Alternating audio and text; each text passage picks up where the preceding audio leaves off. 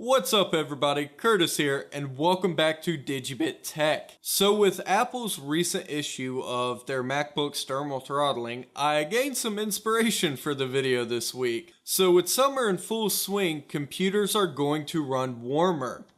With that being said, I want to share some tips and tricks with you that I've learned over the years that will help your computer run as cool as possible and maintain that performance that you spent your hard-earned money on. Now the first tip is to have a good blowout. And no, I'm not talking about the kind of blowout that makes you do a wardrobe change midday and smell like shame the entire bus ride home from school. I'm talking about ditching all those little bitty dust bunnies that are robbing your computer of its heat dissipation capabilities. Now I know this sounds self-explanatory, but honestly, you would be shocked from the horrors that I've seen opening up a system to do diagnostic work. Doing this is pretty easy and an air compressor will make super quick work of this.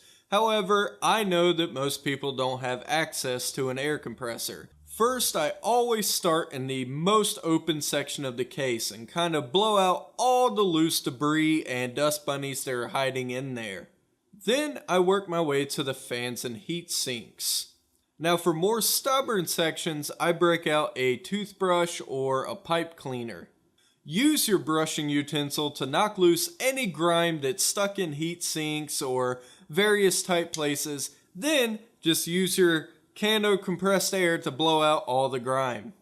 Now pay attention to your fans. If there's a lot of gunk built up and stuck to the back of them, I would recommend removing them and cleaning them with a microfiber.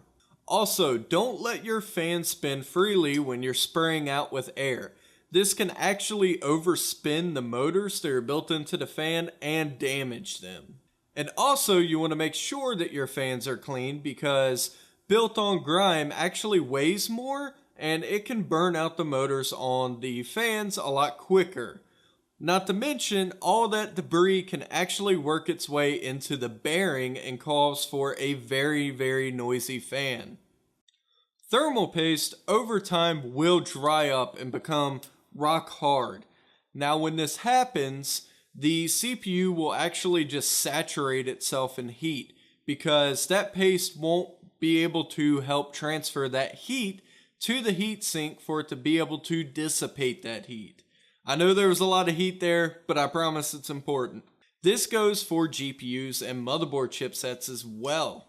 I always recommend using a high quality, non-conductive thermal paste. My personal fave is Thermal Grizzly, but honestly, any paste from a reputable manufacturer will work just fine. Now I get asked often, when should I replace my paste? Now, from my findings, there's no real time schedule in which I can say, at 6 months you should replace that thermal paste. But rather, I found you should replace it at the start of noticing elevated temperatures. I say to start because it's easy to put that off for future dates. Why do today what you can put off till tomorrow? Now, of course, this is if the elevated temperatures persist after doing step 1. Now, the third tip is to strip it down. As Nelly once said, it's getting hot in here, so please take off all your clothes. Just kidding. Please keep all your clothes on. You should never work naked around spinning fans and hot objects.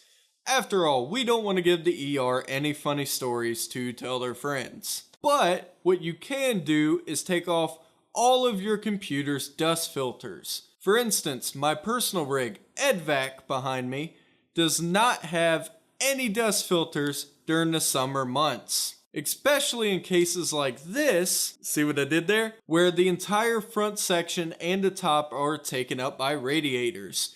You will want that extra little bit of breathing. But there is one con to this. Your computer will become more dusty. However, I feel like the pros outweigh the cons in this instance because it's free performance. Now the fourth tip is to get turned up. No. Okay. But this is another free tip. Pretty much any fan can be sped up, and if you have PWM fans, you have even greater control over their speed. More speed equals more airflow. More airflow means more air going through your heat sink to dissipate heat faster. There is a downside to this though. Your system will become more noisy and a little more dirty.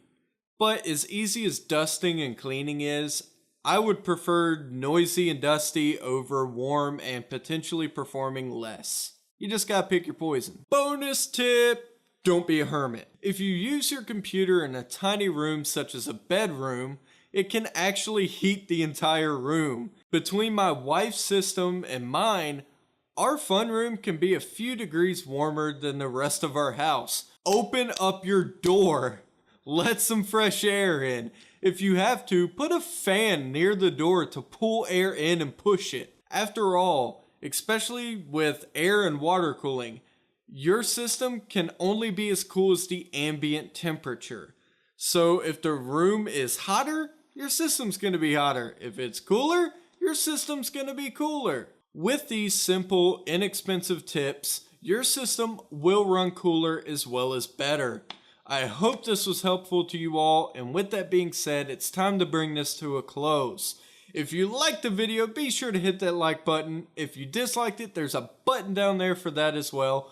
Also, sound off in the comments. Let me know what your tips and tricks are for keeping your systems cool during these hot summer months. Speaking of things that are cool, be sure to check out the weekly live stream. My friend John and I just started this up. We stream every Tuesday at 6:30 Eastern Time. And we talk about everything from technology to games to movies to whatever's on our mind.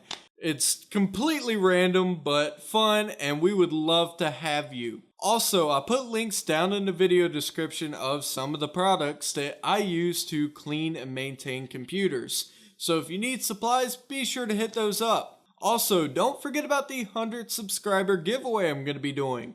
This is a US only giveaway, but once I hit 100 subs, I'm going to be giving back to the community that is so awesome and supports this channel, and I can't wait. We're already halfway there. We just got a little bit more to go. So be sure to share this video with your friends. Now with that being said, thanks for hanging out everyone, and I will see you in the next video. See ya.